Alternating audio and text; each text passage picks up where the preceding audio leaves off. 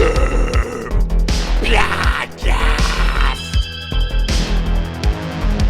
is the GORE CLUB Podcast with Steve Vessell, Ace, and Deathmetal.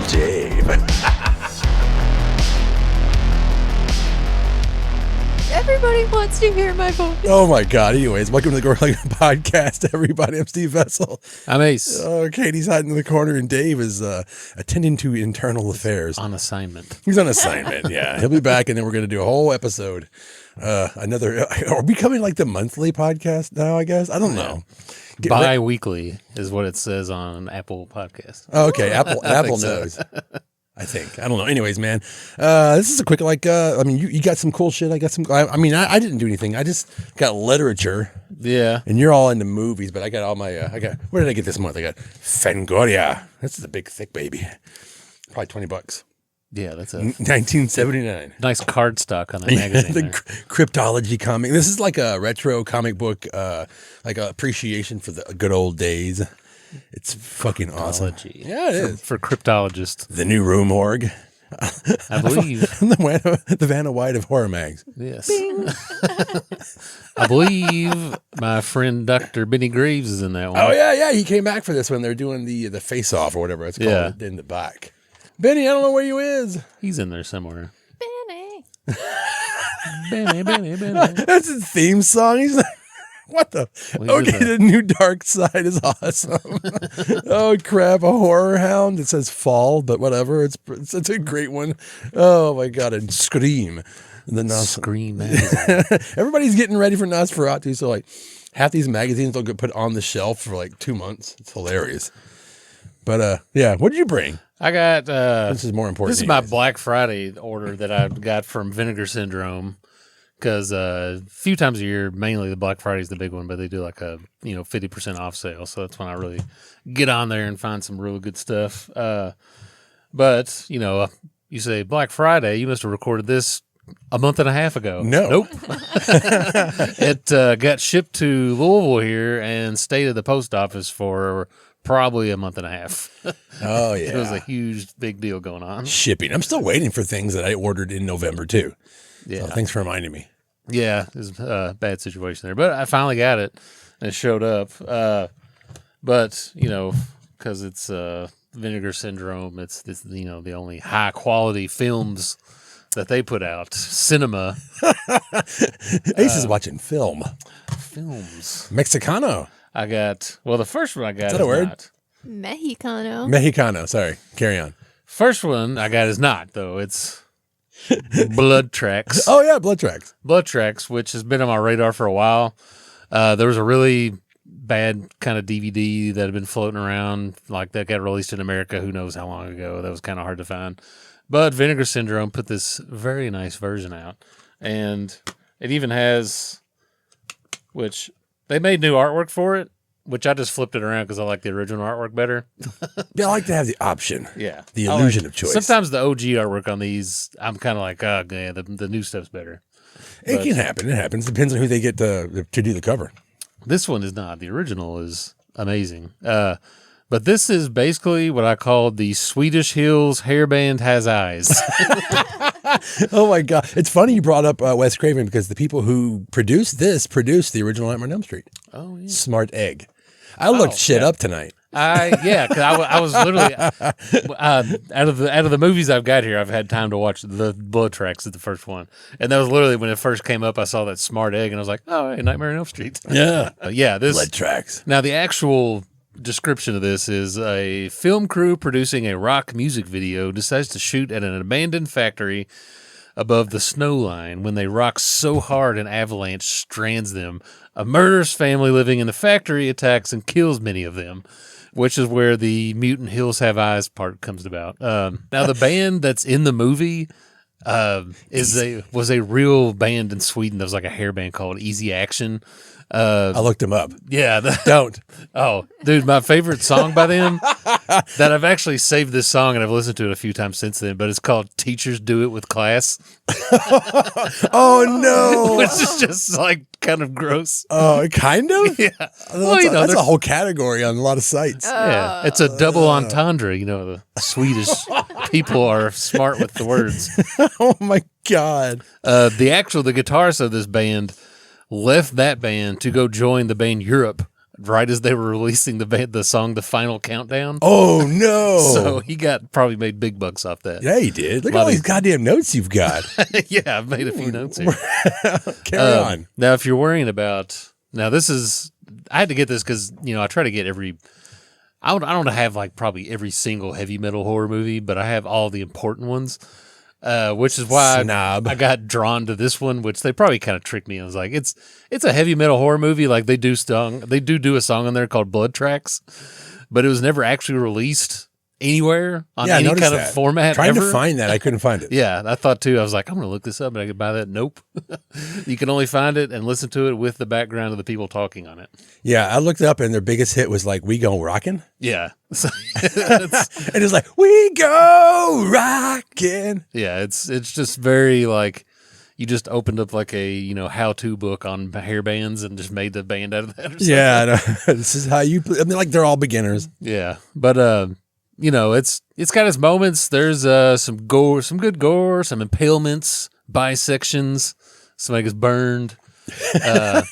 Because of the budget of this. These are all good things. Yeah, because of the budget, there is some good shots out in the snow and on a mountain. It looks like Conjagugu is on the cover of this Blu-ray. But a lot of it takes place in the factory, which is a very low budget place to shoot a movie. Oh, I know. For those that don't know who Conjagugu was, it's Shy Shy. You're too shy. The guy. I just learned that song last night. Right. The lead singer went on to do Never Ending Ace. Oh, from the Never Ending Story. No, Never Ending Ace. God damn, dude. I'm giving you this. It's gold. But that movie, it's fine. It's worth a watch. Yeah. I'll watch it again. I mean, it's not most vinegar. Sometimes you get burned on the Vinegar Syndrome. Damn. Like you'll see the artwork. So they'll like do a little review of it, and then you'll watch it, and you're like, "Oh God, the fucking best part of this was in that preview that I saw." Or something. I mean, that's exploitation. Period. Yeah, that's the just posters are like always that. better. I mean, you got to do. I try to do a little research I just don't blindly buy stuff like I kind of used to, but. He means drunk. Ace, this is when you start your new blog called Vinegar Burns. Vinegar Burns. It's like, what movies I got burned on. Yeah, that would be a good one. Now, the next one I got, which is Intrepidos Punks. I may have butchered that. It might be a little, my Spanish isn't great. But this one, this actually came with a nice little book inside that gives you a history. It's like, I read all this last night. It gives you a history of like both movies that are on here because I didn't realize it was a double feature until I looked at the back of it and it said runtime 3 hours, and I was like, "This is a 3-hour movie." And then I looked at it, I was like, Terrifier 3. I was like, "Oh, there's a sequel on there." Yeah. So Intrepidos Punks. Intrepidos Punks. Now, this is somebody else's description of this movie. It says "and." Vengeance. I know. I didn't. Ace, Jesus Christ! I didn't even read the bottom of it. I bought this because if you ever watched the Acid Witch music video for the cover they did of 45 Grave, it's so good. There's a clip from this movie in it, and from that 10 seconds of that I saw in that video, it made me want to buy this. So like, Vinegar Syndrome should like thank Slasher Dave for giving me their money for putting that in there. We thank you, Slasher Dave. Yeah, the only reason I know what that movie is because of them. But here's the description I found, which is a better description than actually the IMDb one they posted. This is intrepid Hells Angels style Mexican bearded punks with inverse mohawks led by a silicone implanted blonde super stripper and a masked pro wrestler in gold costume go around robbing, blackmailing, and sometimes lighting people on fire while playing rock tunes in neighboring rooms or enjoying a casual game of Russian roulette. Until they manage to upset both the mob and authorities, who call upon an uncharismatic super cops to put a stop to their reign of over-the-top terror, as well as incorruption in general in rural Mexico. Wow. That's a good description of that movie. That really makes you want to watch it, I think. See, no, that's just what I imagined the entire 80s were like. Just And that whole description. Yeah, it's like Mad Max in Mexico, basically, with like what people think punks look like. Oh yeah. Like, you know, that thing where you see punks in a movie and it's like just whatever. It's like Motel Hell. Yeah, like it's like a 50-year-old boomer in the 80s was like, yeah, this is what punk rockers look like, and then just dye their hair pink or something. You know, like, God damn it, I can't stop laughing. What's an inverted mohawk? I guess it would be like on the sides instead of in the middle. Yeah, you shave the That'd be- center, and yeah. I've had friends that had that. Yeah. Like a Krusty the Clown kind of vibe? You kind of look like that. No. You kind of look like Keith Flint from The Prodigy. Fuck these posers. If you get that reference, put a okay. Keith Flint picture in. Yeah. Yeah, fast on that. Oh. Yeah, it's. I'm looking forward to watching this too. That's the one I haven't had time to get to. Vengeance of the Punks as well. Yeah, it definitely. It's that's my next one too. There's the one of the guys in here. His name is Tarzan. He was actually a lucha libre wrestler known as El Fantasma. Yeah. Well, Which here's is- the thing about that is that the horror movies in Mexico started like around the 1930s, and to get people to be more, and they wouldn't be on the big screen, so they would get. To get people into the theater and to actually be able to put them on the screen, they included lucha libre in a lot of their horror films. Yeah, and honestly, the whole reason I got interested in this was the other Vinegar Syndrome movies I got that were Mexican horror, which was Grave Robbers, Cemetery of Terror, and Don't Panic, which were all Ruben Galindo Jr. And another guy who directed these movies called Vacation of Terror, and there's a 1 and a 2. All those movies are really good. And I was like, I need to watch more Mexican horror movies. And then as soon as I saw these come up as on their Black Friday sale, I was like, I'm getting those for sure. Because before, really, you could only ever watch Intrepidos Punks if you had a VHS of it from like the 80s, or somebody had like a rip of a really bad looking bootleg somewhere. I was going to say, they looked amazing. So this is really the first time you could own this. I'm sure somebody in the comments on YouTube will be like, I bought this at a flea market in 1995, and then you're wrong or something like that. The last time we said something's not on Blu-ray, it came out on Blu-ray like 2 weeks later, and that was Trick or Treat. But according to the inside of this Blu-ray that I read, that's what Vinegar Syndrome said. So shut up. Oh my God. But the other part of this, the sequel's on there too, called La Venganza de los Punks, which is Vengeance of the Punks, which came out in 1991. Intrepidos Punks came out in 88. Can I read the synopsis on this one? Oh, yeah. Please. I got this off of IMDb because, it's that they're always great. After breaking out of jail, a team of punks goes after their arch nemesis to ruin his daughter's birthday party. Damn. Then they head back to their hideout, but vengeance awaits them, Mexican style. Yeah. Dude, and that's a straight up like Robert Rodriguez. I love that. I feel like Robert Rodriguez wrote that or something. Like he was just like every one of his movies is like he's like there's going to be vengeance in this movie, Mexican style. I'm like yes, I want that. And that means one of the special features has to be him cooking because I missed that shit. Yeah, Nobody knows what I'm talking about. Okay, go ahead. I think If you picked up any old Robert Rodriguez DVDs, there would be a special feature of him showing you how to cook. I swear to God. I need to check that out. Yeah. That's on there now. I like that. I'm not kidding. I think the actual birthday party in this movie is a quinceañera, which is that a That's your 15th 15th, birthday. yes. It's like a sweet 16, but 15. 15. Yeah. We, in Spanish class, almost every year, not when we were 15, we had an entire, like a giant project about planning our quinceañera every single year. So I obviously retained and learned a lot of Spanish. nice, I just remember all the dresses I picked for my quinces. nice. Thanks, Katie. You're welcome. Also, I've also heard this kind of just also described as like Death Wish with a Mexican twist is what someone else described this as. Okay. There is an interesting story inside of the book there that came with it, which is something I wasn't really had a whole bunch of knowledge on, which was how punk music, because it plays a big part in both these movies, how it came to like how people in Mexico actually heard about it, because it's not like there was a huge punk scene in the 70s that started in Mexico. Yeah. But said a lot the of closest these, they got was like the Sex Pistols coming through Texas. yeah, so apparently I guess it started like a lot of middle class people who were able to live abroad or travel abroad, and they were out and saw like, oh wow, what's this music? I love it. and they brought it back to Mexico, and we're like, you guys got to listen to this. This is like all this stuff that's super popular out here in the 80s. So they kind of brought that back to Mexico, and it got adopted by the working class and quickly became like a rebellion against Catholicism and government censorship, which is huge at the time there. Which we're all about that at the time, which is, I mean, I see that to this day. Anytime I find like a death metal band or something from Mexico, it's always like the most evil shit you've ever heard, or like black metal or something. It's just like the most evil, just like the artwork is like somebody like beheading Jesus or something. It's just like, it's like, man, they hate religion there. Like they hate it. Yeah. The only band I remember as a kid was like Brujeria.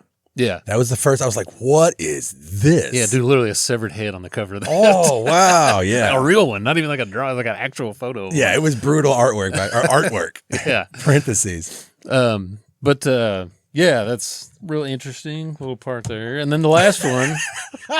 Anyways. That's a good segue there. The last one I got was Hell's Trap, which is Trumpa Infernal. Yep. From 1989. You said it way better than I would. Trappa Infernal. Trappa.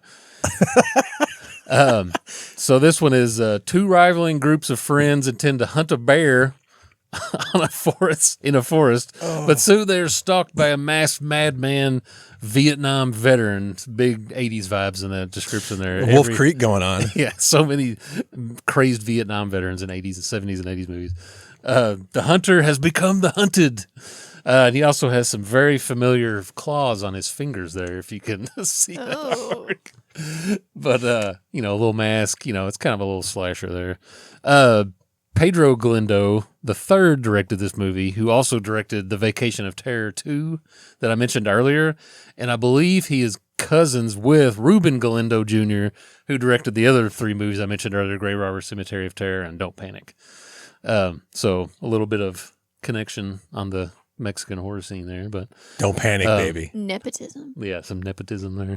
But I think like that whole family, I've looked up all the Galindos on there, and they're all just like huge, like talented. Like IMDb just full of movies and TV shows and stuff they've done, and just like all over the place too. They're not just exploitation directors. It'll just be like comedies and drama. Like they just anything, dude, and they're just directing it. And I think honestly, Ruben Galindo was so surprised, because he has like a whole nother career now. He basically, I think, had forgotten about these movies that he made from the 80s. Like, oh, it was just dumb horror movies I made. Then people started finding out about him again. And everybody was like, wow, dude, like, these are awesome. We love these, blah, blah. And he's just like, I can't believe people care about this again. I love that. But, yeah. I looked up the tags on this movie. It's independent horror. Women wears a bikini. Brutality. Murder. Yeah. There you go. But that woman wearing a bikini is very important. It was like that and 87 other tags. I'm like, what? Oh, Those yeah. are my favorite. I love looking that crap up. Yeah. It's, but yeah, that was my little, haul there from the Holidays. Vinegar Syndrome from last year. Here it is, February. Ordered it in November. When I say I ordered it in November, I ordered it like Black Friday started at midnight. So Friday at the stroke of midnight, I'm still awake because I was off work the next day.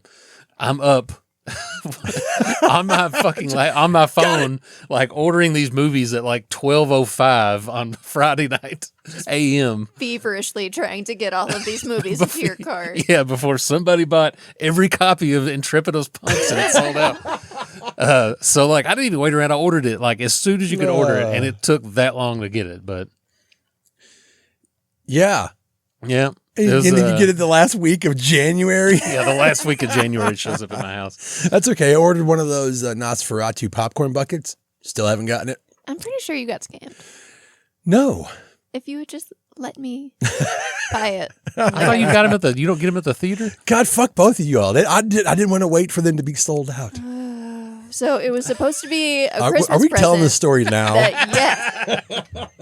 It was supposed to be a Christmas present that I was getting Steve because we were going to see Nosferatu on Christmas Day. Mm-hmm. So I tried, if you were going to pre-order it, it wouldn't get there for a couple weeks. So I was like, well, let me just buy it for him on Christmas morning. And then the Monday before Christmas, I'm driving him to work, and he's like, guess what I just bought?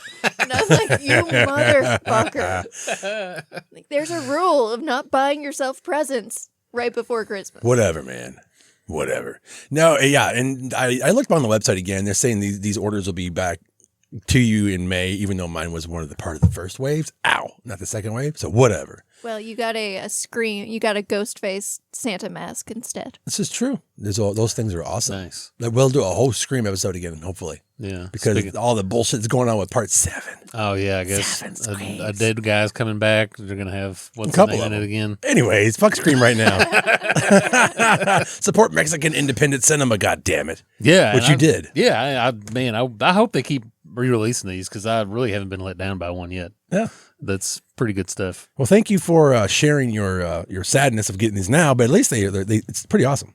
Yeah. I got a big pile of magazines to read while you get to watch Blu-rays. Yeah. Yeah, I'll thank you for watching our Gore Club show and tell today. Today I brought a Fangoria magazine. I am only 10. I am probably going to get in trouble. All right, bye. Bye. Did anybody else have anything they wanted to say before? Or we're just going to leave it at that. Yeah. No, it's Fuck good. them. Bye. Goodbye. Gore